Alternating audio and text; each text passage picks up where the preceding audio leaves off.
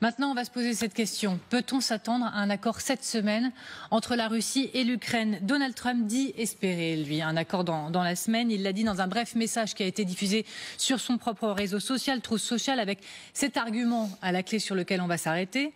Toutes deux pourront ensuite faire de bonnes affaires avec les États-Unis d'Amérique, qui sont en plein essor, et gagner une fortune. Alors, je le disais en introduction de l'émission, l'argent ne fait pas le bonheur, mais est-ce que l'argent peut faire un accord, et ce, dans la semaine? On en parle toujours avec nos invités. Est-ce que vous y croyez un instant? Je me tourne vers vous, Général. Un accord dans la semaine? Alors, moi, ce qui me surprend, c'est entre qui et qui. Il dit entre la Russie et l'Ukraine. Mais pour l'instant, la Russie et l'Ukraine ne discutent pas. Il n'y a pas de pourparlers. Tout se passe via les États-Unis. En fait, donc c'est Trump qui doit obtenir un accord avec les Russes. Et c'est lui qui a les cartes en main. C'est ça qui est terrible. Alors, j'espère, là où il y a un accord qui risque d'être signé, mais c'est encore une fois, c'est au détriment de l'Ukraine, c'est-à-dire entre les Ukrainiens et les Américains, pour signer ce fameux Memorandum of Understanding, le MOU, sur un accord, en fait, sur les minerais rares. Alors, cela doit être conclu à Washington, je crois que c'est demain ou après-demain. Alors ça, certainement qu'il va être signé celui-là. Mais c'est pas pour autant qu'il va y avoir un accord entre les Américains et les Russes. Et je pense que Trump sous-estime sa capacité de mettre de la pression sur Poutine.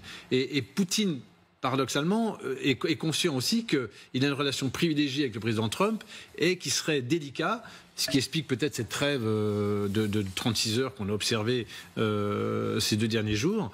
Il a une relation particulière avec le président Trump, et ce serait fort dommage, en fait, qu'il la tarisse ou qu'elle cesse.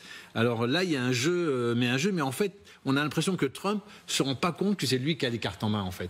Et il faudrait qu'il soit beaucoup plus ferme, à mon sens, avec le président Poutine. En tout cas, il met une carte sur la main. Je voudrais qu'on revoie les mots, Clara, si c'est possible. Merci beaucoup. De Trump, qui met l'argent sur la table. Le business, pas de trêve, de Pâques, question business. Espérons que la Russie et l'Ukraine concluront un accord cette semaine. Les deux pays commenceront alors à faire de grosses affaires avec les États-Unis, qui sont en plein essor. Et ils feront fortune.